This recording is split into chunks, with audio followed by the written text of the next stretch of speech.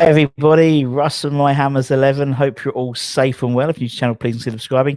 Hitting the bell icon so you're made aware of any time there's new content on.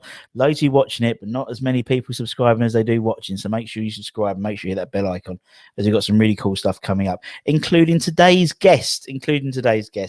When you hear his voice, he's not from around these parts. He's a Jockney Iron, which I think is brilliant. His Twitter name is Jamie T. How you doing, Jamie? Yeah, not bad.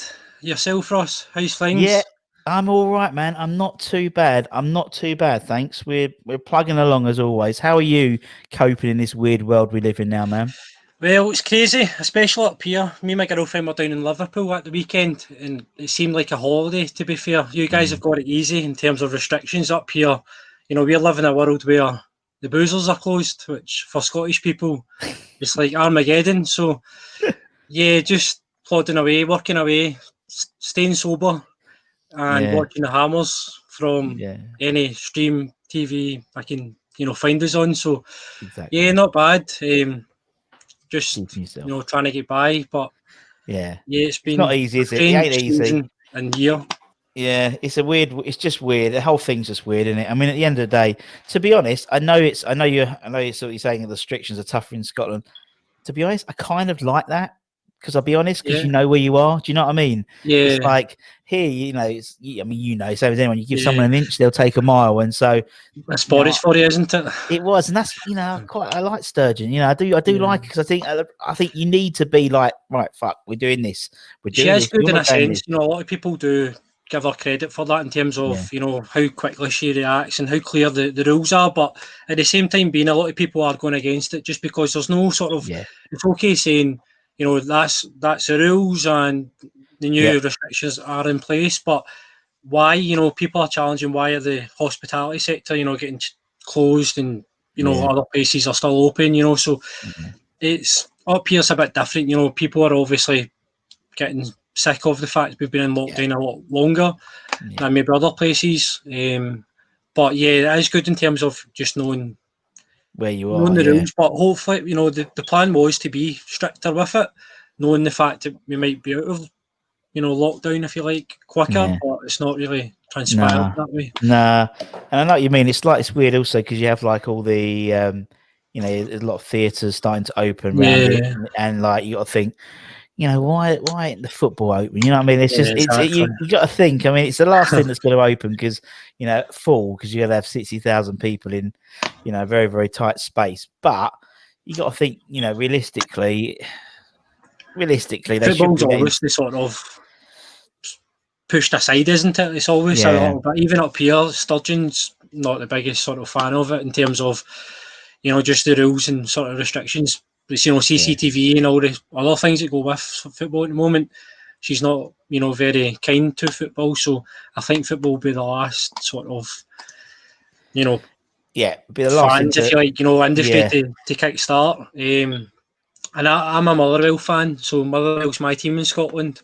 And that's difficult as well, just because we're a smaller club. So just financially, we're not the same as West Ham, and it affects us, potentially a little bit more.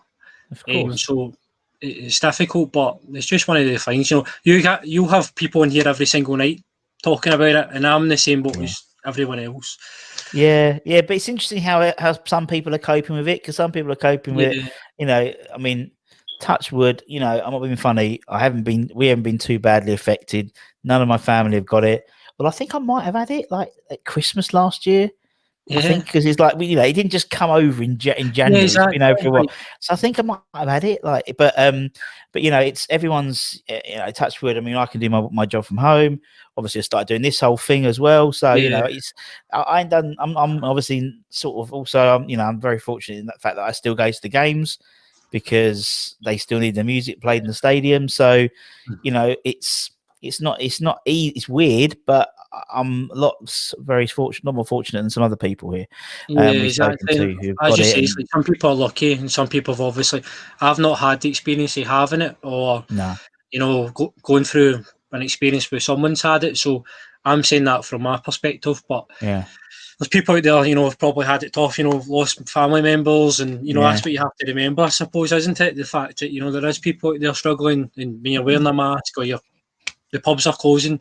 That's what it's for. So yeah, hopefully, not for too we'll see. foreseeable future. Yeah, We can get back to some sort of yeah, normality. we will. But I mean, West Ham's still keeping us happy though, Jamie. That's So it. we're all right. It's Yeah, just a Sam. surprise, keeping us happy. Usually it's just for me. Traveling from Scotland, it's usually the away days, getting drunk, Yeah, which is the happy bit. Usually the 90 minutes is the most sort of down to earth experience I have yeah, in the trip.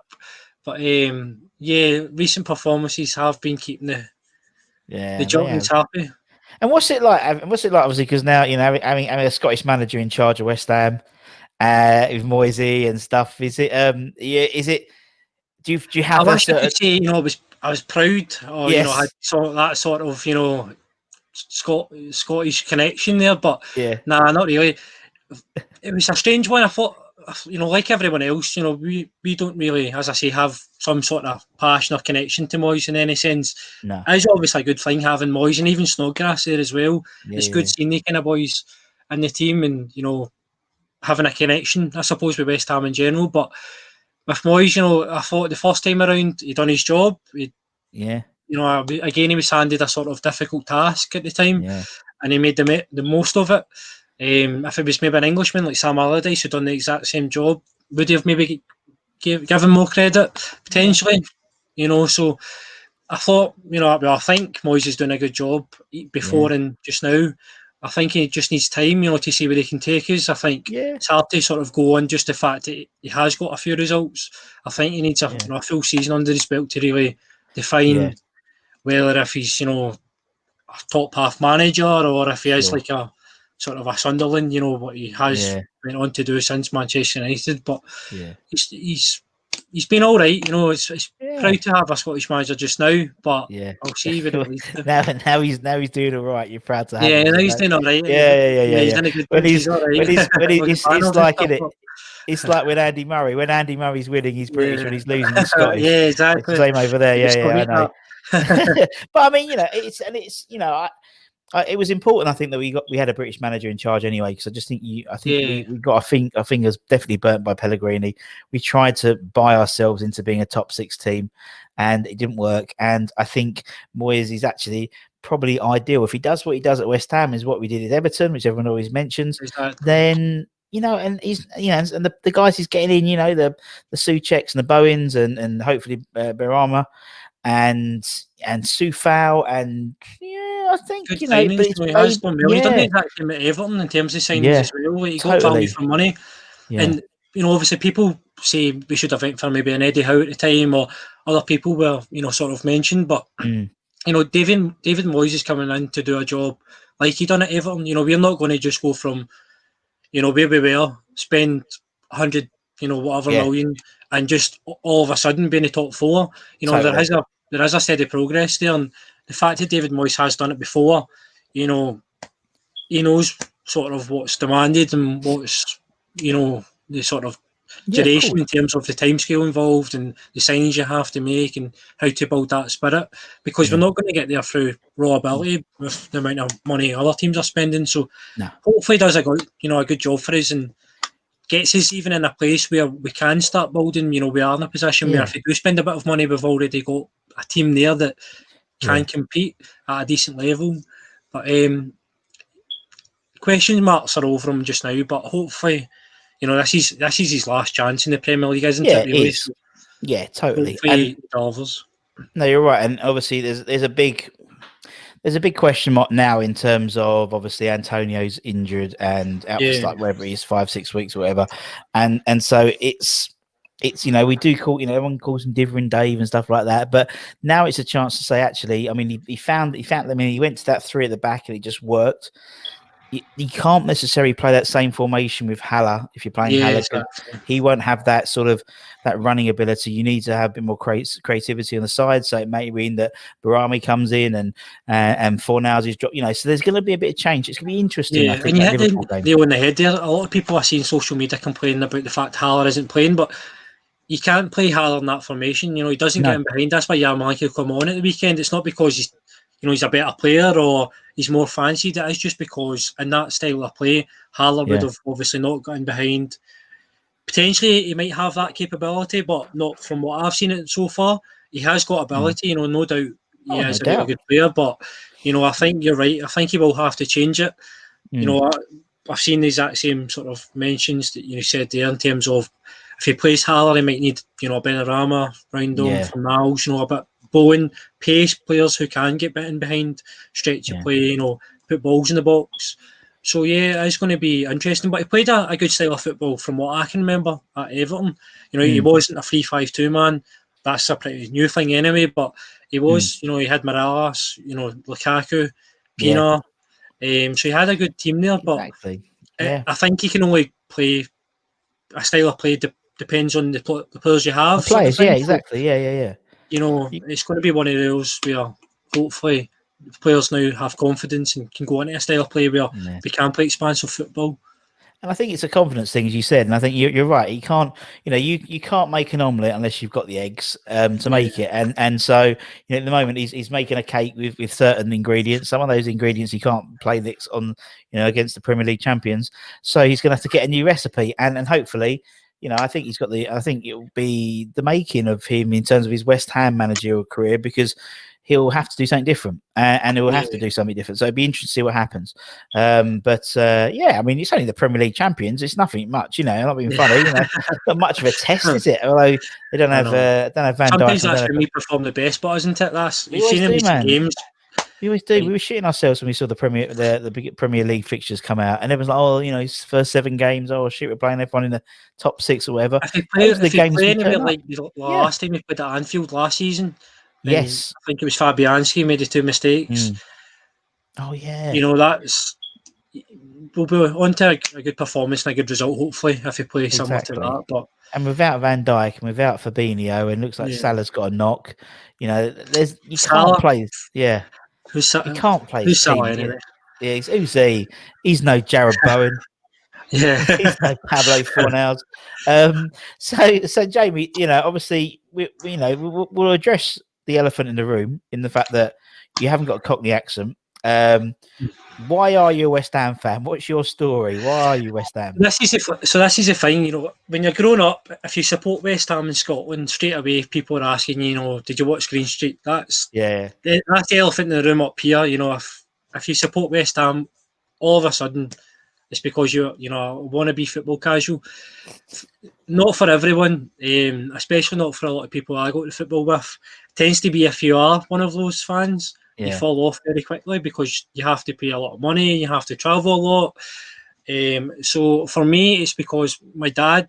So my family are all from Motherwell in Scotland, but my dad was born down that region. So my granddad moved down there for work with my grandmother, and my dad was born down there. So growing up, that was his team. My granddad used to get tickets for the West Ham games. Brilliant. My dad used to go to the games, and that was his team really. He lived down there until he was maybe like 8 or 9. Came back up the road with my uncle as well, and that was always his team growing up. My granddad was also a West Ham fan, but secretly we believed he was a closet Man United fan as well because of Sir Alex Ferguson. But my family were always West Ham orientated as well. So growing up, I was West Ham shirts, watching the West Ham games on the TV all the time. And as a Scottish person, you always have like a Scottish team and an English team. It's just one of those things where the Premier League, even abroad, probably the same. Everyone's got an English team. And for me, it was always West Ham. It was strange because growing up at school, you have that in a kid where you want to be a Man City. You always want to support the best team. But for me, I always just supported West Ham. And growing up, watching all the games when I was younger, I was born in 96, so it was, early 2000s when I started playing games like LMA Manager and Championship Manager even. And I started to really understand, West Ham as well. That's when I really, supported them on my own as well, because before that I'd go to Motherwell games with my family when they take me, but I never really got an opportunity to go down to London because it was so far. Whereas watching on the games on the TV all the time was my first experience, of just going, wow, it was amazing in terms of seeing how different English football was to Scottish. And obviously, as I say, playing games and stuff as well, I used to always go West Ham because I had more money and that was my team. So you know, yeah, well, more money in Norway, yeah. went from £1 to £5. So, that was sort of my introduction to West Ham and how I supported them. It was just sort of family orientated, the same as the other teams I support as well. Yeah. That's brilliant, man. That's brilliant. And as you said, I mean, a lot of people have West Ham like as you said, their team because their parents, but there's not so much of a gap between between where they play their teams and where you live. You know what I mean? So it's like that's what I love. The fact is, despite the fact, as you said, like all your mates were supporting Man Cities and you still stuck with West Ham despite the fact we won fuck all. And but that's it. But even back then, like, so I've seen your podcast before, and it's the same for myself. Back then I can remember at high school, it was in first year, I think, when we beat Manchester United 4-0 in the cup.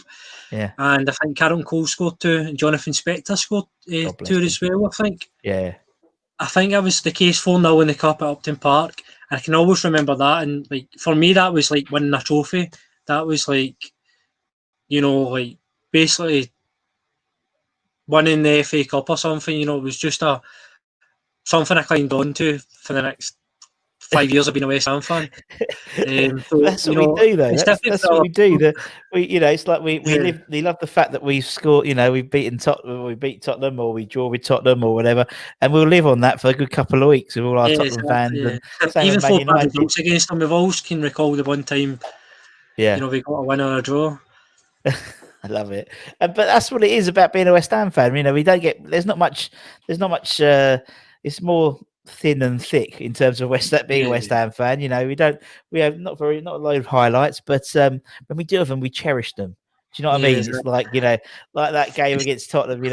We cherished the fact that we came up from 3-0 down, and then typical West Ham of us go, "Oh, but before now, should have scored that goal." Yeah, and we shouldn't have been 3-0 down. I think there's always a layer. It's always like a trifle. There's always West Ham's always got like a pessimistic custard topping. 100%. That's what I love about them. It's probably a Jockney spirit. That's a typical Scotsman. Yeah. It's not been an easy upbringing watching Scotland, West Ham and Motherwell, I tell you. Even Motherwell, we've not won a cup since 1991, so it's not been fucking better than West Ham. That's 11 years before West Ham, but 98 was the last time we won. Sorry, won the Total Cup in 1999. I do apologise. Exactly. But yes, I'm classing that as a trophy. I count as a trophy. It needs, but it's not round the perimeter. When it's a trophy, when like at Arsenal, whatever, it's on the perimeter boards. Like the FA Cup. We're getting to the point now where we're going to have to put the Betway Cup winners. Yeah. And put the fact we struggle to win that at times. We never fucking win that. Only us. We've not won it in Bournemouth and Juventus. Exactly. Only us would invent a cup which we don't fucking win. But no, I love it. Yeah, that's typical West Ham. But no, and you just said, And in terms of going, obviously, when we could go to games, I imagine for you it was a lot of away trips and stuff as well, because it's probably easier than get to London potentially and stuff like that for you. 100%. So obviously I touched on myself, but a lot of fans up here are the same. Fans who support West Ham up here just because they are West Ham, and there's may support Rangers, and there's a connection there, and you get a lot of false fans. But the people I go with certainly, are proper fans, and they all support through different ways, through family, or, Frank Mancaveni played with West Ham, and that was a hero up here, so they followed him down there. And, there's different, ways to get into West Ham. But, away games are certainly where we try and go to more, because we can travel down and back up, on one day, whereas going down to London, it's like a weekend sort of number. You'd have to go down on the Friday, maybe back up on the Sunday, or, we try and get down to home games. And even then, saying that, away games are much, much better. Me personally, I believe. So, there's a better atmosphere. The West Ham fans who are travelling up north are on, the booze, are on the drink as well. So, by the time we meet them, it's a good afternoon. So, away games like Burnley, Manchester, Liverpool, Newcastle especially, they type of away days are the away games we'll go to every season, and then wherever we get to out with that is sort of a bonus as well. But we do try and get to as many games as possible. But I mean, now obviously everyone gets a chance to, stay in a nice, warm, dry house and watch all the games on TV at the moment. Do you watch it? When the games are on? Do you watch them with the sound, with the crowd noise on, or the crowd noise off? What do you tend to do? Without the sound. See, I'm a football coach as well, so I much prefer to listen to what the players say. And even then, the crowd music, it's fake. It's not real at all. And I'd much rather listen to what the players are saying, because I'm not going to get a chance to again, I suppose. So it's much better to get a wee. It's a good point. Inside look, because even watching the football just now, it doesn't feel as if it's back at all. It's for me, it's like a. It's like watching a movie or something. It's not realistic in any way. So. And also, you could probably make out what David Moyes is actually saying, because he's just got such a shout, just such a strong Scottish accent. It's like him and Alan Irvine, both of them together. It's like, God dear. But and I mean, I like, obviously when I'm there, I have to have something on in the background. But I'm the same as you. When we're playing away, I do watch it without the sound, with just the team noise, so to speak, because I agree. And it's interesting to hear who's really vocal. So obviously Oggie's really vocal, and Declan's really vocal, and obviously all of our bench just scream the whole time, whether it's Nolan or any of them. And that's what's great. It must be quite intimidating, for the opposition, because you got to think people like, I don't know, Guardiola's, I can imagine, Arteta's probably quite quiet, and where we've got like all of our, we've got Irvine, we've got Moyes, we've got Kevin Nolan, we've got Terry, all just like screaming at them what to do, and you can tell that in the performances as well. A lot of games you watch now, and it's very flat. That's why I don't like it as well. A lot of games are very flat, and like they're not like they would be if you were at the football. So the fact that we're playing quite intense football certainly comes from somewhere, and as you said there, it will come from the coaching staff and the players demanding, each player and individual to up their level and keep the intensity. And also, I mean, you've got I just think, the fact is they can communicate, because there's no crowd noise. They can, if you're playing, I don't know, whoever's playing, I don't know, whoever's playing right wing back or whatever, if Soufal's playing on the right and Moyes is on the touchline on the left, he could actually hear him, telling him what to do. Hiding place. He can't. No, so you can't say, I can't hear, sorry, can't hear, mate. It's the crowd. But no, and that's what I like. And I just think it really has made a difference, I think. And some teams have struggled with it, and other teams are taking advantage of it. It's one of the things. You've seen at the start, a lot of teams at home struggled. I don't know why, that comes into play. I think it's because the crowd isn't there. So, I mean, the fact is, we're going to Anfield this weekend, and there's no crowd. So there's no, you haven't got that. You'll never walk alone. That big match feel. You can go and have a go. I mean, when teams turn up, like the whole, when Villa turned over Liverpool, at Villa Park, you can have a go at these teams now, and there's not going to be any sort of crowd noise backing off or booing them and stuff like that. So, usually when you're the away team, you want to push, don't you, and really have a go to get the crowd against the home team, and they can't do that now. And same as the other way, we can go there and have a go. Yeah, you can actually see the tactics in place now. See, before, like, teams would maybe go out of that shape or whatever to try and push because the fans are at them. And as you said, now you can actually see teams sitting in, absorbing the pressure, then hitting on the break and stuff. And you can actually see it's like a training match, and that's in every sense, it is literally like watching a bounce game. But and also, I don't think and it's like, I don't think surprised. You look who's at the bottom of the league, and it is your Sheffield Uniteds and obviously and Burnleys and people like that.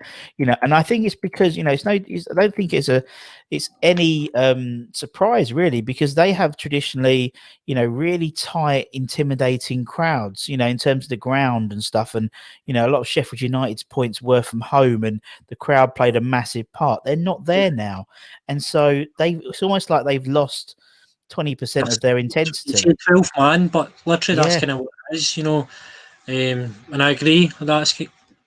It's coming into place. I'm surprised, some teams have struggled with it because you do notice it in times where Sheffield United seem as if they're a shadow of the team they were before, and I think it is because of the fact that there is no fans in place. But other teams, you see teams that are now coming out of their shell and playing good football, like ourselves, Newcastle started pretty well.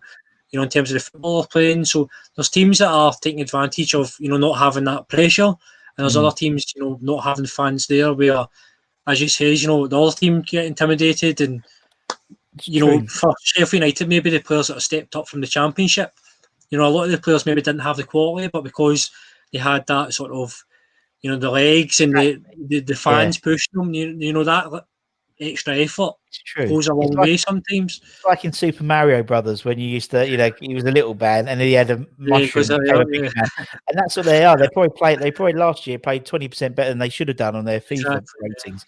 And it's no surprise, you've got the Championship teams that have come up, the Fulhams, they're bottom, you've got West Brom down there. And it's the same thing. They need the crowd to give them that boost. I don't think 90,000 crowd would help Fulham and West Brom at the moment, to be fair. But it's surprising though. It's like it's a Sheffield United thing as well.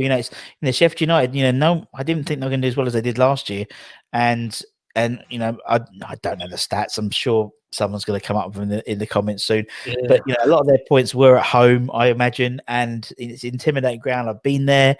I've been at Bramall Lane, and it's a shithole in the middle of a little estate, but it's their ground. Us, one of the best away games, I'd say.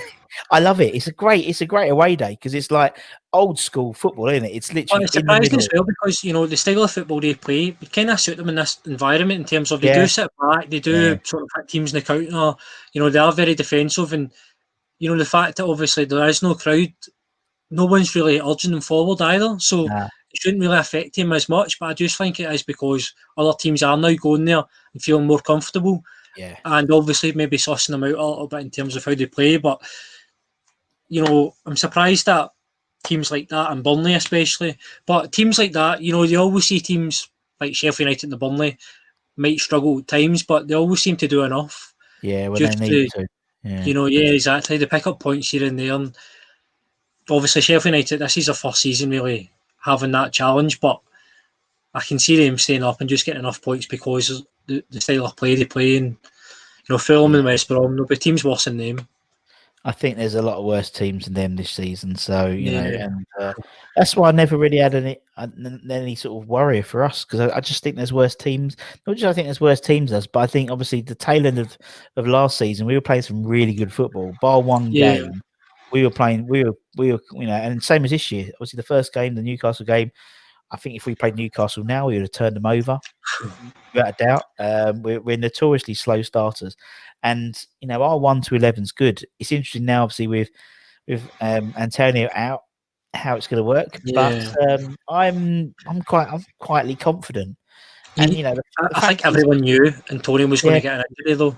Without doubt, the man's one of the strongest men in the world from the chest up, but he just had the most weak ankles and leg. He's just like he just doesn't do leg day.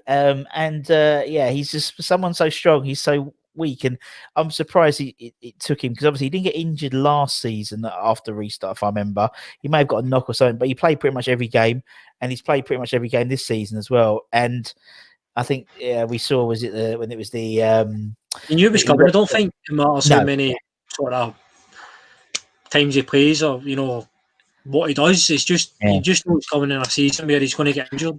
Yeah, so it's one of the things. But we should have the replacements to come in as well. Yeah, exactly, and it's frustrating because obviously we were looking at in hindsight's a great thing in football, but we were looking obviously Ben Rami and looking at Josh King. To be honest, Josh King would have just gone in, no problem, kept this formation. It's sod law, but it is West Ham, unfortunately. But it gives, I think, he does give opportunity to see Barami, and I think he is going to, by all accounts, he's people say he does look like a Payet type player, but we just have to wait and see, isn't it? It's one of the ones, he's 25, I think, now as well, so he's at that age, he's got a bit of experience, he's not very young, so it'll be interesting to see how he makes a step up, because he hasn't, I've watched him. Anytime I watched him, I always preferred Watkins as well. Watkins always impressed me. But you can't fault the sort of skill and just the way he plays football. It's like you don't get many players like that nowadays. It's like a Ravel Morrison type player where he's just eccentric a little bit. So hopefully it excites us. And I don't know where he'll fit in the team. I think maybe he'll replace Fornals, but then Fornals has been playing well. Do we go two up top? Playing well, yeah. I don't know. We have to wait and see. But I just think he is, I think it's honestly the best time to play him is against Liverpool because it's a free hit.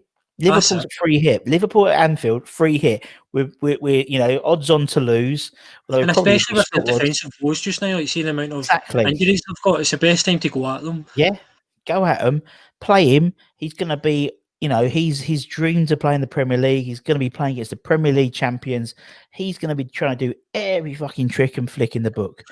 Why not? Why not? It's like, let's have a go, man. And it's like... It's another thing as well, but seeing the fact he hasn't played so far and hasn't been near the team, obviously David Moyes has high standards in terms of the way he plays, but he must, it's weird, I think it's strange that, the fact he's played with Brentford so far, comes into our team, and he isn't fit enough, apparently. So... I don't know how long that will be, or is it? And then you start the rumours where is it Moyes signing? Is it even Moyes want him there, and is he going to fit in going forward? Is he going to be like a Haller type player where he might not get a look in? So you just need to wait and see, because who knows what's around the corner with us, isn't it? It is, and it's just another episode to the soap opera of West Ham. And that's the thing. There's always a story happening, and this is the new story happening. And then, he'll probably play an absolute blinder on Saturday, and then it's like, okay, we can keep that for 6 weeks, and then Antonio's back. So what do we do now? And who do we drop? And we always, as I said, we always have, West Ham are always looking in front of where the car crash is. It's like they're not enjoying the ride to get there. They're looking when the car crash is happening. So it's happened. Saturday night we enjoy it, and then the Sunday morning it's Liverpool next week. Awful, isn't it? It's awful how we just can't enjoy the fact that we're playing actually all right. We're not doing too bad. Match a day, they'd be talking over Twitter. It'd be how you're playing. It's us. It's just GSP exactly. Out. It's all the it's everything else. When we turned over like Wolves and Leicester, and it was still like, oh yeah, but we're going to lose against Tottenham. It's like, well, no, just if literally, that Leicester game, we shut them out completely for the whole game, and credit's due. But then after that first 15-20 minutes, you were thinking, a bit of confidence, a bit of optimism, and it just crashes down on you. It's just been a West Ham fan, isn't it? It's just been a West Ham fan. But what I like about Moyes' team, and what I like about the team at the moment is there's always a goal. It always looks like we're going to get a goal. We very rarely don't score in the games now, and that's really encouraging, because I remember some dark times where it looked like we weren't going to get a shot on target many, many years ago, let alone score a goal. When we had like Mike Newell up front, losing 3-0 against Leeds. I remember that. It was one of my worst games ever. It's pissed it down as well. And so it's nice that there's goals, and it might be a corner, might be a free kick, it might be Antonio bullying a defender, or even Bowen stepping up as well. I don't think it was ever. It's the same players. Even when Moyes came in, he obviously brought in Surchek and Bowen's come in, but apart from that, the players just look as if they're a lot more confident. They'll try things. They'll, they believe in the style of play as well. And obviously, you see all the rumours and the talk coming out just now where they want Moyes to be given a new contract and stay longer term. You can see that. You can actually see the players buying into it and going the extra yard. I think Rice's look more confident going forward as well. Surchek's a big threat. All over the park, they just look a lot more confident going forward, really, and confident in themselves. Definitely, and I think you're right. And they love him. You can tell they all love him. As I said, when Dex scored that goal last season, and he went over, the first person he hugged was David Moyes, and that's and I think that's when he was obviously off for a couple of weeks with he was self-isolating. No doubt that the word of the team was, let's do it for David, let's do it for Moisey, and they repaid him, which is great. But right, let's go on to your 11, Jamie. Let's go on to your 11. So, as I said, there's only one rule, and the rule is you have to be alive to have seen them play. But that's it. You can pick whoever you want, Do we have a theme, Jamie? We certainly do, Russ. Man. So, originally, the theme was Scottish players, but quite quickly, I found that very difficult. So, I managed to come up with a few. I'll maybe name a couple because they aren't in my team. We had guys like Don Hutchison. We had, I'm struggling now. It was a David Noble, I think, played with us for a season. Yeah. We can't really recall him. Near could many of the Jockney followers. Yes. We had, who else did we have? In fact, see, I'm struggling to remember them just because there was a few there that Malky Mackay was one. Oh, Malky Mackay. But I wasn't alive to see him playing for us. No, you weren't. Jeez, no. We definitely struggled amongst all of us to name a starting 11. We even struggled with a 5-a-side team at one point, I think. So we changed that a little bit, and I think we both agreed to go with players that have played with West Ham and also have a connection with Scotland. So Scottish League or Scotland in general. Nice. So the first player, again, it was quite hard because there's not so many players, surprisingly, that have played for West Ham and also made it to Scotland. Sure. Be it football or vice versa, Scottish players going to West Ham. So it was quite hard. But the first player that's going to make my starting 11 is a player that played with Motherwell, actually. So he was playing with Charlton. He came up to Motherwell and he became quite a folk hero in Motherwell. Probably the best goalkeeper I've ever seen play for my club in Scotland. Wow. He's then went on to play for West Ham and he's still currently there. It's Mr. Darren Randolph. Wow. Darren Randolph. And that's brilliant for you, isn't it? Being a Motherwell and a West Ham player. Yeah, there's not many players that do that, to be fair. So, and I've got two of them make my starting 11. Okay, we'll get that. I don't know how that's happened, but brilliant. I love it. What a surprise! No, but Darren Randolph, he's a solid keeper, and I think when he came back to be like the number 2, I think everyone was really happy. Yeah, definitely. But to be fair, see his first time around, obviously we brought in Fabianski, the second time around, if you like, in between that, I suppose. But the first time around, when he got his chance, I think if he was given, a longer time or a longer stint as number 1, he has a mistake in him, albeit, but he's got the quality to be a good, decent number 1. And the fact that we've spent money, we could have spent money in different areas. I know Fabianski didn't cost a lot, but the fact that we got him Randolph at maybe 25 years old, 26, he had a long period of time in him that we could have kept him as a number 1.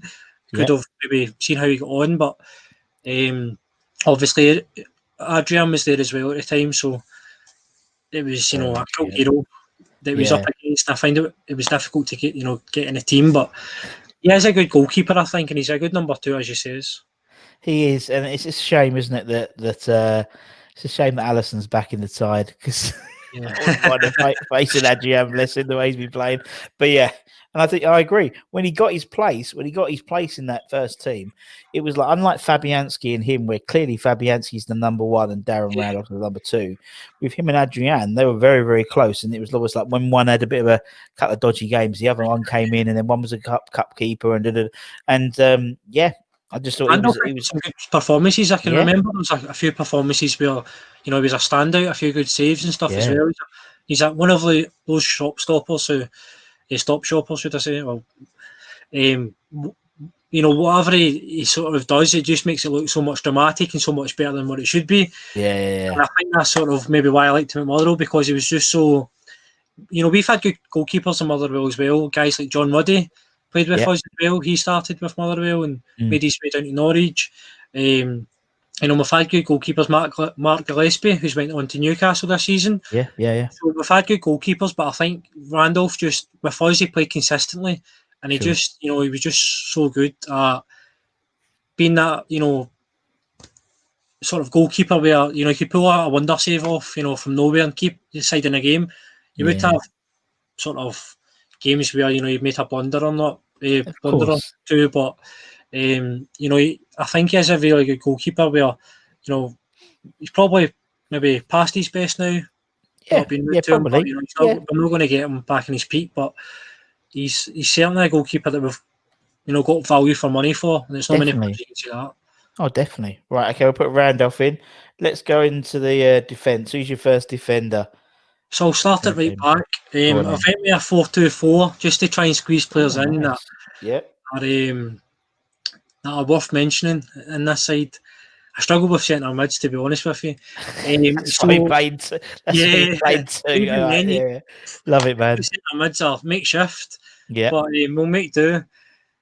So at right back, I'm going with a player who you'll be maybe surprised that he played in Scotland, but at the same time he sort of optimised maybe the time where I started supporting West Ham and the team surrounding them. That was sort of when I got really into it and knew what was happening and, loved the team.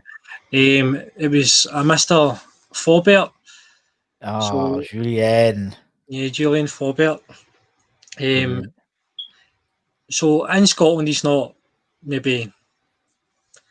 It's a name that you wouldn't maybe recall playing in Scotland. Yep. However, with West Ham, obviously, in that period of time when we started spending a little bit of money, and me being old enough to understand it, and we've got guys like Rob Green in goals, Matt Upson, the spending money area. He was a player that sort of optimised that period of time where we spent money, we brought in good players, but they also loved an injury. Yeah. So, and I think his signing was a bit surreal at times. I can even recall it was a bit strange where we signed him, and then obviously going on to Real Madrid, it was like, yeah. For a young age, I still remember thinking, what's going on? Actually, he put on his. I think he's in Madrid at the moment because on his Instagram, he had a pic. They were at the Bernabeu, and he just said, "Oh, some of us have been inside this." I mean, but you fell asleep on the pitch, on the bench, bless him. And he was, and when like you sign a player or you get a rumor, and the first thing you do is go on YouTube to look at how good he is. He was the first one I remember doing that. So and he was like the TGF, the fast trader, his nickname was, and he was like rapid. And then within like a week of signing, he got injured in pre-season, and he never came back the same player. Typical, because he would have been absolutely lightning, man, absolutely lightning. But he went on to play in Scotland with, I think it was St Mirren or Dundee United. Sorry, no fact it was St Mirren. It was. I'm trying to remember who he was because it's Anton's from Irons United. It's his team. I don't know. I think it was Kilmarnock. Probably. Kilmarnock. Yeah. Guy Demel went on to play with Dundee United as well, so I got them mixed up there. But it was Kilmarnock who went on to play for him. He was I would say flash in the pan, but he wasn't even a flash. He just sort of turned up, big name, hardly kicked the ball, got an extra few quid just off the back of who he was, and coming to play in Scotland, he should automatically just make it. Like many players, he didn't, unfortunately. So he was, as I recall, at West Ham, he was a flash in the pan type player, where big name. I thought, I don't know, he obviously never done much when he left West Ham, but we've not the money we've spent in right backs and left backs, the full back areas. There's been players like him where if he kept maybe a hold of him, would he have done a job? I don't know. Have you done any better really since then? Obviously we've had like Tompkins makeshift. We've had players, Alunga at left back. We've had sort of players that have come in and out, but we've never really spent money on a player at right back like Faubert. I think he's the last one that we really have, because that was a lot of money back in. I can remember as well. So we've never really spent money on a right back or a left back. And no, not really. I mean, even Soufal is relatively small money, a few million quid, In this day and age, it's small money. But Faubert, I think, was like 6 million or something. Maybe something like 6, 7, something like that. Which was a bit of money back then. It was like I can remember we were paying that similar money to for guys like Rob Green, Matt Upson, who were pretty much in the England squad. So paying that now, you'd be paying crazy figures. The boy from Burnley, exactly, 40 million for, and he's just a, he's not even the first. Matt Upson, so it's a second-hand Matt Upson. Tarkowski's gonna be like crying in his soup, but be crying in his dinner now. Because we never got him, I'm just saying that. It's just a second-hand Matt Upson. Brilliant. God, right, we'll put Julian in and we'll swiftly move on. Let's go left back then. Who have we got on the left back? So another left back, this is the second player who played with Motherwell and also played with West Ham, should I say. He's a player who I've only included because I couldn't really think of anyone else, and also my team's not all the best players, but players who I want to mention just because of why we signed them. So it's Stephen Hendry. Yes. So Stephen Hendry, now he played with Hamilton, who are my team's rivals, and he was relatively good. I think it was a lot to do with the fact he was young. So, he was young, Scottish, we just had Robertson sort of, moving down south, there's a lot of hype around it. I think West Ham just took a gamble, looking from a Scottish perspective, he wasn't maybe like a Robertson, he wasn't a stand above the rest. He was just had the potential maybe to be a good player. He was young Scottish, and there was maybe a trend of players coming through in that area. Barry Douglas went down south, and other players went down as well. So I think West Ham just took a gamble. Took a punt, and I don't know if you can recall him, but he didn't really do much. I've got to remember. I've got a vague recollection. He may have played like it was like some. Then he went on loan a few times. He went Southend. Yeah. But again, I remember him being. Again, you're right. I think it's the whole Andy Robinson thing, and they took him a punt, and I remember he came with a bit of pedigree, wasn't it? It was a good potential, and I think he wasn't for a lot of money, and I think again, as you said, he just went for a punt. It's like what we're doing now with Czech Republic players, it's like now apparently we're actively searching the Czech Republic for a striker now because we're getting our head of recruitment. It's just back. Exactly, we're getting our head of recruitment, Thomas Souček, to go and get us a centre back now because it works with right back. But I mean, Steve Hendry, as you said, and so I remember going like to Southend and stuff, and but yeah, he's Scottish, so he's in. Yeah, pretty much. He makes it by default. Right, I suppose even then, like looking at Hendry, it says a lot about our sort of recruitment in a sense where we just took a punt there, and Scottish people could tell that. Whereas you see guys like we signed the Cardoso boy last year, the boy from Portugal. See a lot of those signings. Tony Martinez, who's went on to Porto, but a lot of the signings like Cardoso and the boy Henry, the centre half. I think we just signed just because rumours, or I don't think there's any real strategy behind it. I think you can see that with obviously Hendry, but a lot of players as well. I think it's a punt. I think a lot of other teams do it. They buy players, and unfortunately, by buying a player, you have potentially squeezed out an academy player in there. Chelsea did it all the time. And Chelsea, literally, their squad's about 3 times as big as their Premier League squad, and then they just send them all out on loan. They just punt them, and you never know what's going to happen. And I think, it's like, if you're going to buy him, then clearly that was part of Moyes' strategy this season. Is actually. We do have quite a thin squad, and there are some really good youngsters in the team. We know that with the Carabao Cup teams. The boy Ashby, he's brilliant. I mean, when he came on, and when he came on for the Charlton game, and then when he played the whole of the whole game, he looked like a proper player. He just looks like a good player. The way he sort of held himself, and I think he'll be good. Yeah, I think it'll be good for West Ham and for Scotland. He was good with under-21s recently as well, so hopefully, he goes on to bigger things, and hopefully Moyes takes a shine to him and gets him in a wee start ahead of Bonner. Yeah, exactly. Yeah, but also, I mean, you've got even people like Ben Johnson, and you've got like Alessi, and you've got some good players there. I mean, even Cardoso. I mean, not being funny, he came with a very good pedigree apparently. So, we'll see. But I think Hendry as well. You're right, and we bought. There was a period where we did do a lot of those punt signings. Yeah, because it wasn't. I think it was a few 100,000. I think we bought him for something like maybe $1 million. Yeah, I think the rumour up here was about £1 million, but obviously might have led to £1 million if made appearances and so forth. But the Champions League trophy, or something like that. No, right, okay, all right. Let's go into the centre backs then. Let's have better luck in the centre back. Yeah. Who's your first centre half? The first centre half is a bit of a cult hero as well. He went on to play with St Mirren, and that's Mr. Anton Ferdinand. Oh, good old Anton. Anton Ferdinand. So he's not Scottish again, but he does have a connection playing up here. I can remember him playing sort of the era where, I started really understanding West Ham. It was, James Collins the first time round, Anton Ferdinand, John Pansel, Paul Konchesky, all those sort of players in that era.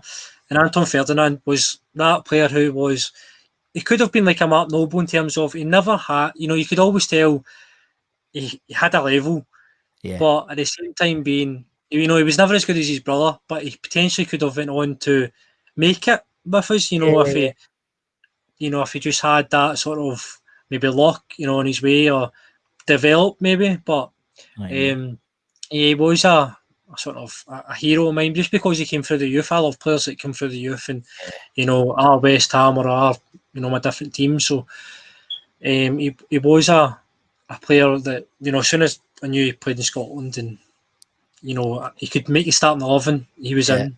He was in. And you're right. He was a top bloke, top bloke, and still loves the club. And a lovely man. We've had him on the channel, and he's a beautiful man. And really, really speaks passionately about the club, which is really nice to do. Yeah, really I love players like that. Even guys like James Tompkins and stuff who've obviously moved on to pasture now. But, I think that if he was given the chance, he'd still be at West Ham. So guys like, your Collins, your Tompkins, Anton Ferdinand, they are a rare breed, obviously. Yeah.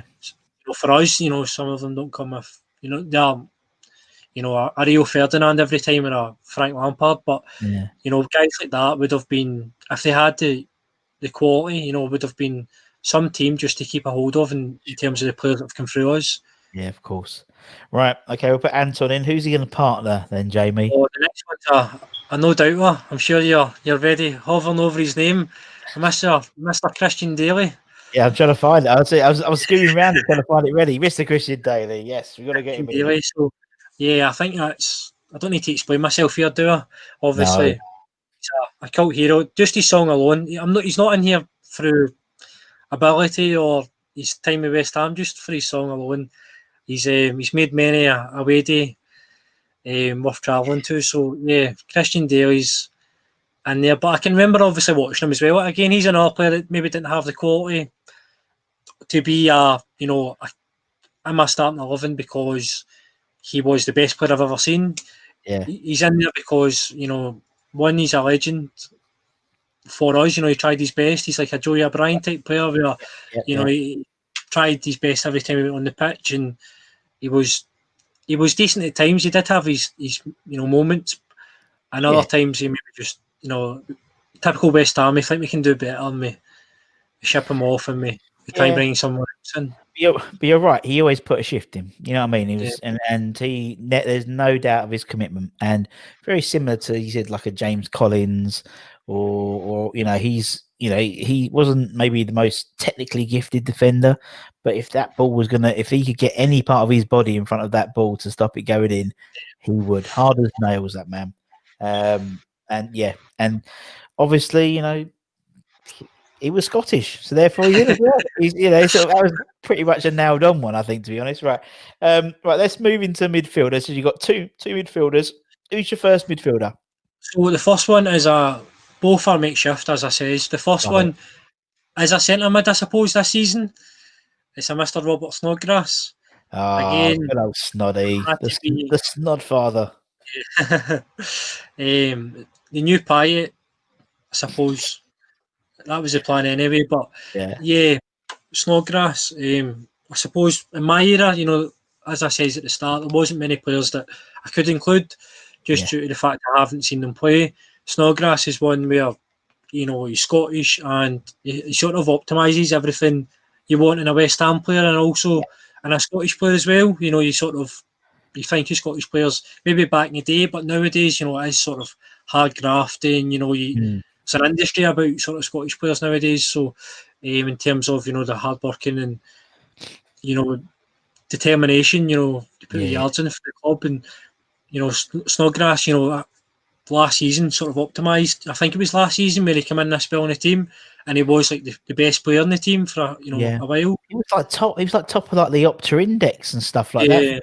I mean, Pellegrin. That was the first. He's Pellegrini spent all this money on all these players, and Snoddy was in the starting lineup, which just shows you what he must have thought of him, you know. And it's like, I think that's something we really missed when he was injured, because he was injured quite a lot, like a lot of last season, wasn't he? Toward like the last sort of half of last season almost, and it was a real shame because he's clearly like a great, you know, in terms of his place within the squad. And obviously there was talk of obviously going to Celtic on loan during the summer. And that didn't happen, and I'm really glad it didn't happen, because I just think he's such a good squad man. And I mean, you know, you say he's a makeshift, but that's the position he's playing in the mid. You know, when he plays, man, he's in the centre of the three. He's not quick enough to do and obviously, you know, it was his foul that set up the Manuel Lanzini goal. You know, he was clever enough, and he's sort of he was wily enough. He's a wily old player, isn't it? Wily old professional. And no, I love him. I think he's in his age as well, you know. I think we've got him obviously at an age now where he's got his limits, but I think, you know, there's no doubt he's got ability as well. He's set pieces, you know, are second to none. You know, he is an asset to the club, I think, and he's been a good servant as well. You know, I can remember I met him.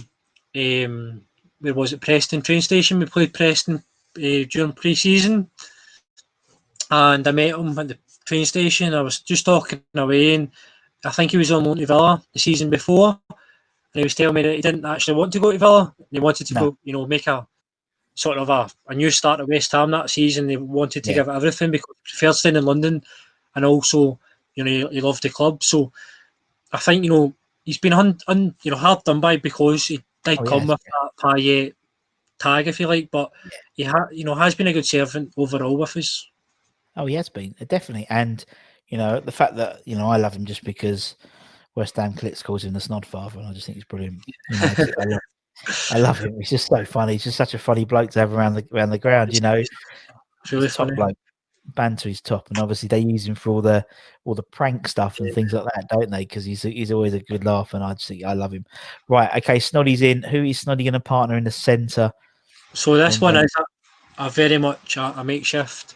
It's Freddie Ljungberg. Freddie Ljungberg. Freddie Ljungberg. Scroll down to find him. Carry on talking while I find Freddie. Go on then. So Freddie Ljungberg. Now, the reason I've included him is just because, you know, I had other options. I had Nigel Quashie, the big Quashie master. All these, you know, I had a few players, but no one I could really recall playing, you know, for us, and also seeing in the flesh as well. Freddie Ljungberg came to Celtic in his twilight years. We thought we'd seen his twilight years. Little did we know. There you go. You've got him. had to scroll a bit there, Jamie, but I found him. Surprised you've even got him up, because I don't think anyone else will ever pick him. I tell you for why. We interviewed Phil Parks' daughter, Marie Parks, lovely lady, friend of the channel, and she picked her 11 of players that she fancied.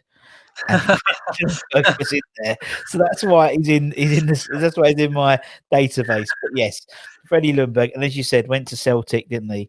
But be the twilight. Again, like, you know, he came to us after Arsenal, where you would think, you know, he had an opportunity to maybe do a couple of seasons where he could give us something, you know. But nah, he just wasn't the same player, I suppose, after Arsenal. Was he? Just injuries. Yeah, he just gets injured.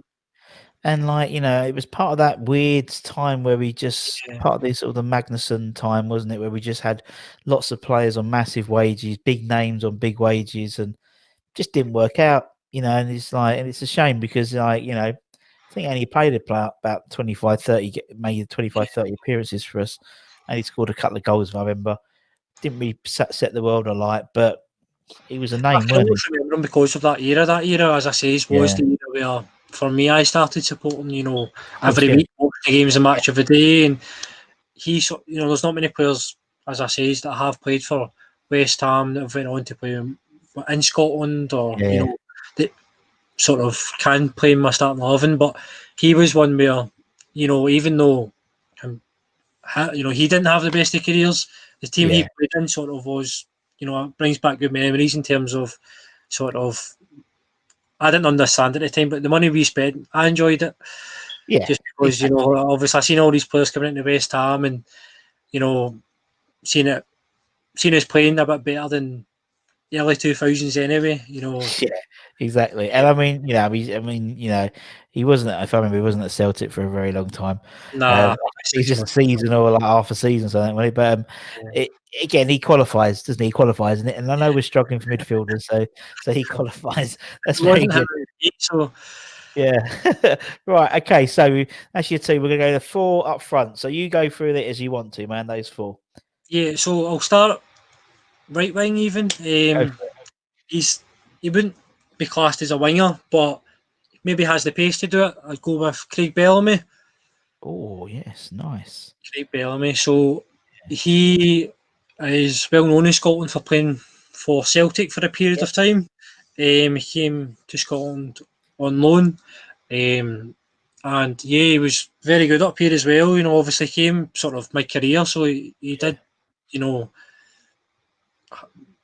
was going to say have the same quality as he had, playing down in England. So, we've seen him sort of in his prime, I suppose. Yeah. And he was really, really good up here. I can always remember him playing with Scotland, Celtic, and he was just that class above, really. A big name. There's been a lot of big name players that have come up here and struggled.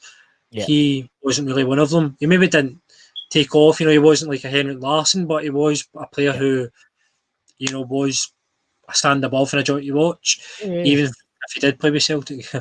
And obviously when he went to West Ham, again, he was a bit of a journeyman, and I suppose, you didn't really, like a Robbie Keane type player, you didn't really know how he was going to be. He could be a player that came in and done really well for us. We got a few years out of, not that we have many players like that, or he could have, been injury prone and another player that was on big wages. But I felt even though he did have a few injuries, we did get money, money off. It was a shame. It was a shame because we bought him clearly as a partner for Dean Ashton.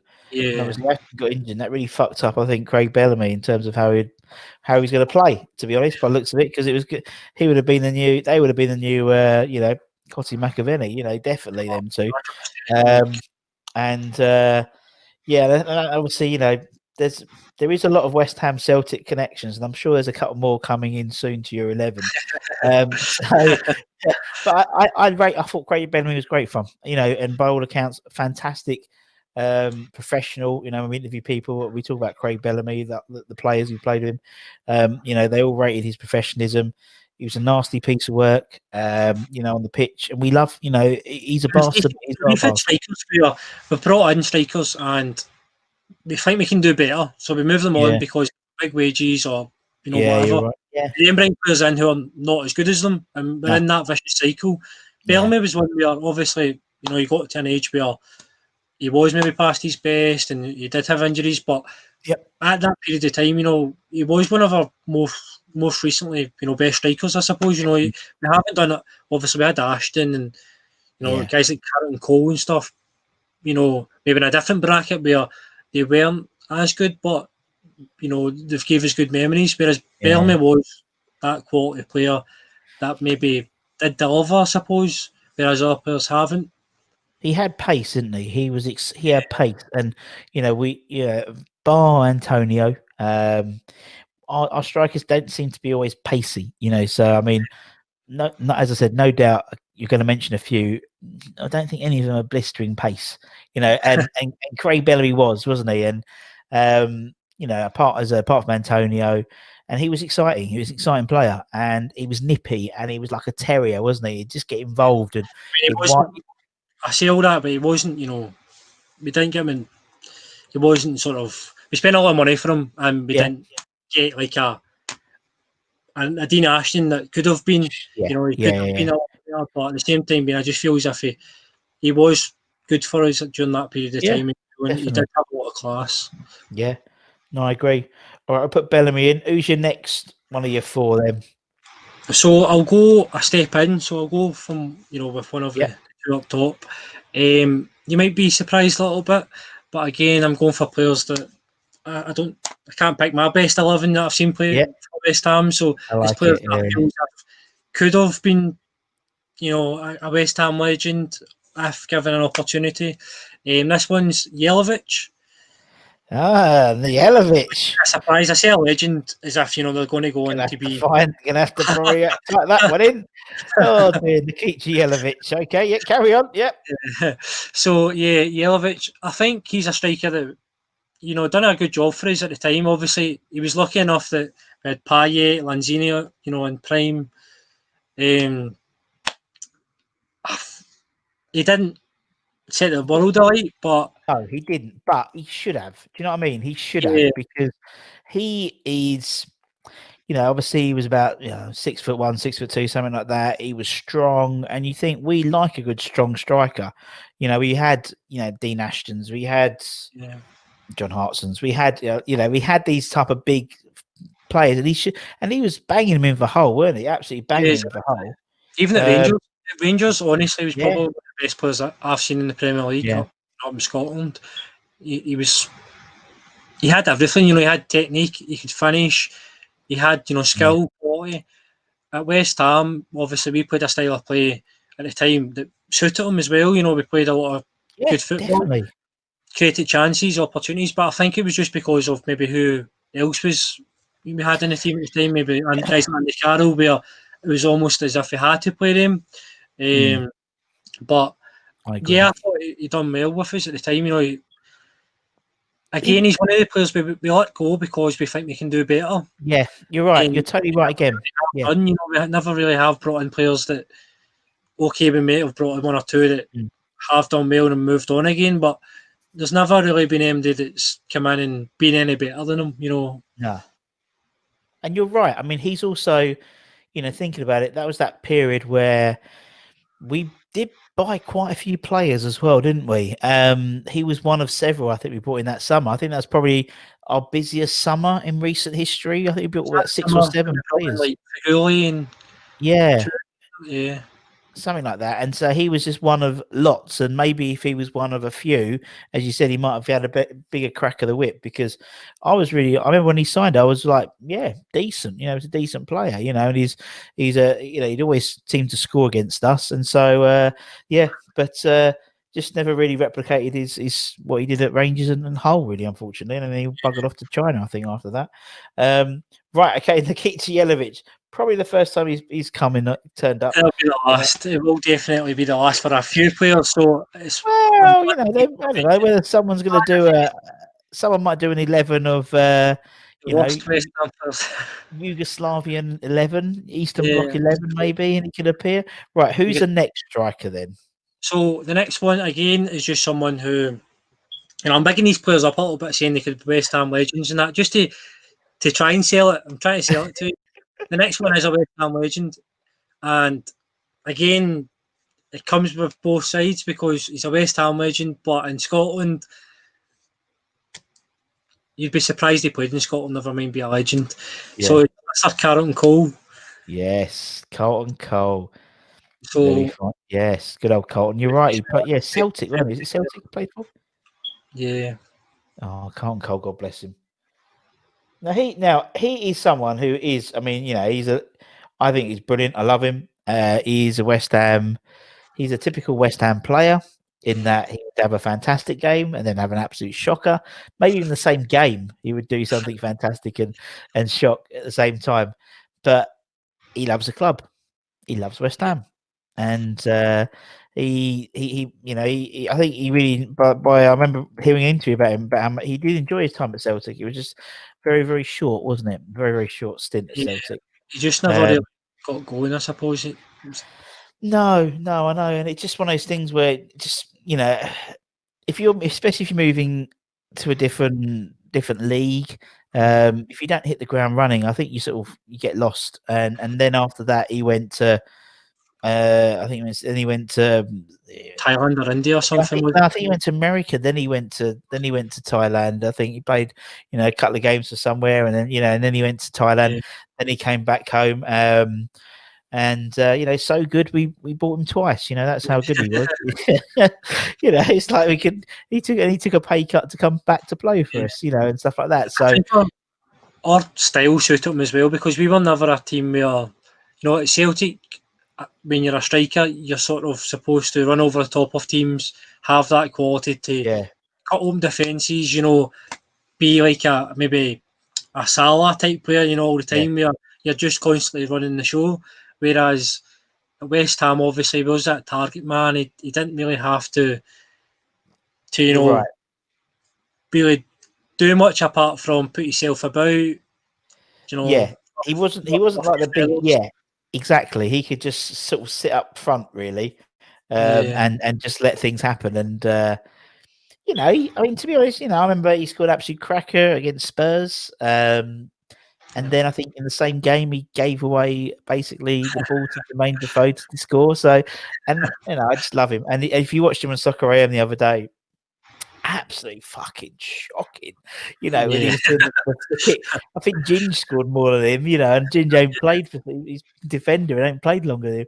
No, and obviously he's involved with the coaching and stuff. And no, I love him. I think he's great. He's a West Ham hero, isn't he? He is. He's just a cult hero, isn't it? No, I wouldn't say a legend. He's a cult hero, isn't he? Yeah, he's famous for being cult and cold. Right. So, by my recollection, we have one more spot. That is correct, my man. So, the last spot, now, he is not only a West Ham hero, he is also my other club in Italy's hero as well. I say hero, he's a legend. Yeah. And I've seen him play a couple of times. Granted, you might catch me out, but his testimonials, but at the same time, being a half seen him play. We'll let that one have, because you've been struggling, my man. So we'll let you have that one going. And I was alive to see him play on the TV at least. It's a Mr. Paolo Di Canio. Yeah, you have to put Paolo in this. I couldn't do the team without not including him, to be honest. No. So he's, I'm a Lazio fan as well. So cool. Having that connection, it's just, he is sort of in football, that's the sort of connection and the player that would optimise, my love for football. So, he's just different gravy, isn't he? He's class. Yeah. Again, he's a West Ham legend, and he's just one of the players where some of the players I've mentioned, even now, they're still always talking about West Ham, doing West Ham podcasts, whatever, they are proper West Ham, and it's almost as if they're ingrained with the club now as well. So, he's just he's one of them, isn't he? He's a legend. He is. He's I think obviously the way he came to the club, we basically resurrected his career. To be honest, after he did that, he could have had no club touching a barge pole, but we did because we were West Ham and we sort of bargained more, I think. And to then become arguably one of the players in Premier League history, because he was that good, in terms of, you look at him and maybe not to the level of a Zola or an Omri, but he would be in the same conversation. He might be fourth or fifth in that conversation, but still he's in that. He wouldn't have been in that conversation if he was still at Sheffield Wednesday. And that's the key to it. And I think he realised that, and he just gets the fans. The fans got him. He still loves the club. I think because there's a similarity between we do tend to get with Italian players. They do tend to get very passionate with West Ham. I think maybe it's a similar. Obviously, in Lazio, you've got the ultras, and it's sort of a working class, sort of like it's not like a posh club. And I think there's a lot of similarities there with sort of the East End and stuff like that. Also, with us and a lot of Liverpool players who come down from Liverpool, Merseyside, you get that sort of that correlation as well. So Albie Martin and Mark Ward and people like that as well. And he just got the club, and the club got him, and he was just brilliant. It was a joy to watch because he was an entertainer, and nowadays you don't get players who are entertained. You get entertained by players for their skill, but not their personality and stuff like that. And he was, exactly. Yeah, even guys like Ben Rama, back in the day, guys like Ben Rama would have an aura about them as well. They would have that personality to go with it. Yeah, but I think now it's just, guys like Jesse Lingard and Pogba are the new sort of new norm as well, isn't it? It's an arrogance. It's an arrogance.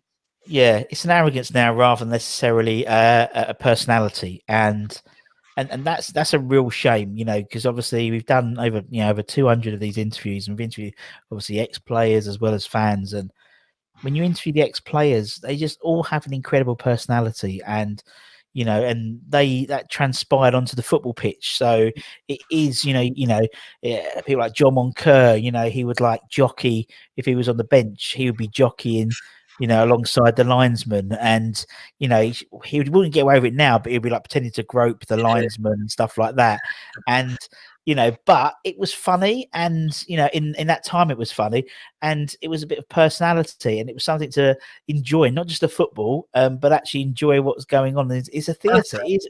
And players don't remember for that. Players, yeah, exactly. Players in other teams because they, who they were, and they would play up to it as well. But now you don't get that at all, and it's just. No. Paul Di Canio was a legend for that, but he also had ability, and players like Ben Martin to be signed, and Payet, us as West Ham fans, we don't have many of them, but when they come around, they seem to be, different grave. They seem to be not just legends for us, but Premier League sort of, they take the Premier League by storm. And I think it is just because, when they're playing for us, is that maybe connection, and it's, us as a fan base, we are quite, it's West Ham, even, things like Green Street and stuff. As a foreign player, you must be playing for West Ham thinking, this is sort of, I'm playing in front of them.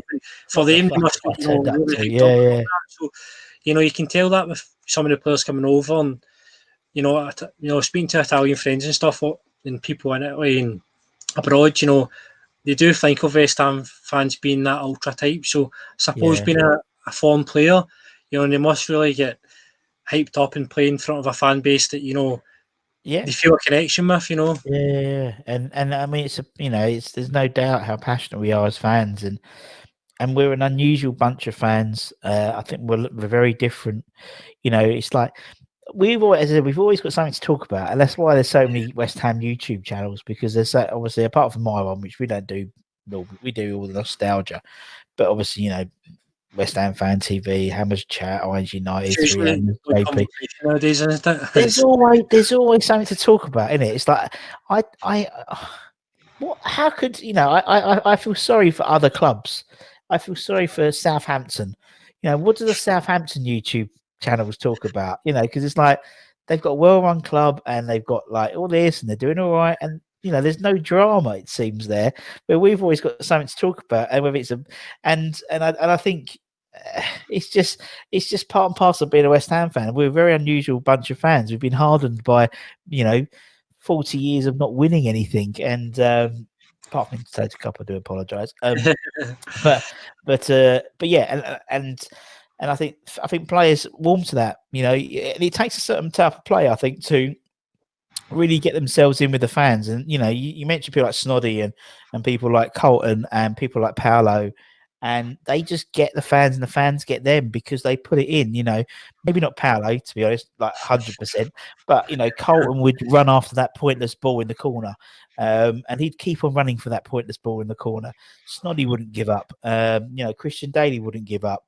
Anton, you knew he was going to have he's going to play for the shirt. Yeah, exactly.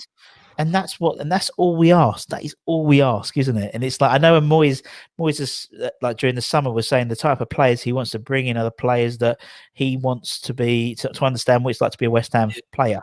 So clearly he knows there's a difference being a West Ham player compared to another club, and it is about the sort of the intention of the fans. As long as you put your shirt on, and as long as you try, if you're not technical good enough, that ain't your fault. Because we've bought you.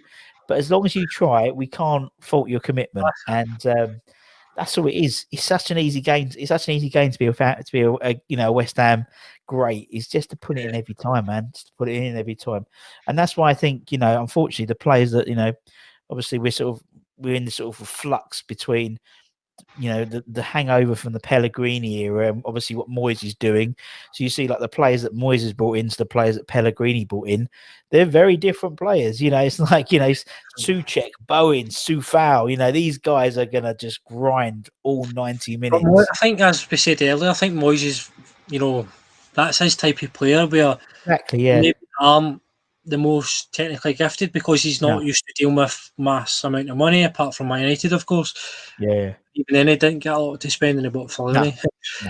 So, like, he's not used to dealing with, players that are the full article, I suppose. He's used to dealing with players that are, obviously have raw ability, to play in the Premier League, but maybe don't have that, are missing something just to get that to that next level.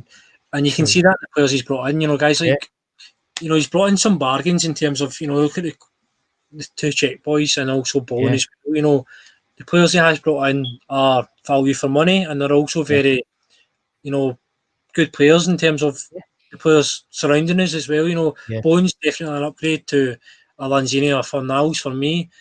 We needed a right back. We could have spent millions, 20 million or so on a right back. But I feel as if Kufal, has done incredibly well since coming in. Which, so he obviously goes back to the whole West Ham, conspiracy, and is he signing the players? Did he want other targets and he didn't get stuff? So really, if we back him maybe in January or next summer, we might see the full David Moyes side. But that's the thing, I mean, we've, when we sold Grady, there was, we did, they said we're going to invest in the team, and they haven't paid them. The money hasn't been spent, so the assumption is it's still in the kitty. And come January, if we're in the shit, we've got money to buy it. I think there's no point buying for buying's sake. Do you know what I mean?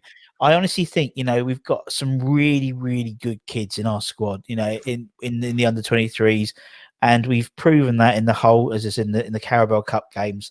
And, yes, we are probably about 2 injuries away from looking like a completely different team, but we might not get 2 injuries, and if we went and played 30 million pound for a couple of players and they don't play, they want to fuck off in January anyway. So I think we did need a centre half, Yeah, I think we did need a centre half as well. I think it is just more the fact we didn't spend money, and then we brought in Ben Rama. Do we need another winger? Now we've got an injury to Antonio. I think Moyes has, he's got a difficult task here in terms of. It's difficult. It's a balancing act, isn't it? Really, as well. And I think, but also he's keen to keep a small squad. He's actually come out and said that, and I think part of the reason is because he knows what's the backup. The fact is, since he's come in, he is. I mean, we do a few under 23 games. We used to do them obviously when we had people in the stadium, at London Stadium, and we'd obviously do the noise, do the music and stuff like that. He's the only manager I've seen at under 23 games at London Stadium and Upton Park who turns up and watches the under 23s. So he knows the kids, he knows what's coming through. I mean, Pellegrini famously had the kids training at Chadwell Heath, and he was training at Rush Green. That was the first thing Moyes did, was bring the kids back over. As well, isn't it? Exactly. You hear stories from like yesteryear. We had like Bertie Brayley on, who scored in the 1999 FA Cup final. And obviously the kids at Chadwell Heath would be playing next to the first team. And Harry would look over, and if there's a couple of them doing well, he'd bring them over and let them play in the first team.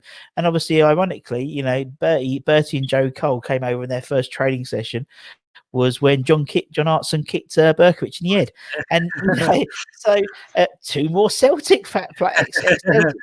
But and I think and we love seeing an academy boy coming through. We love seeing young players come through, and I think I think there's also part of the reason why we got Dawson on a loan rather than bought him. I thought that was actually quite a good deal.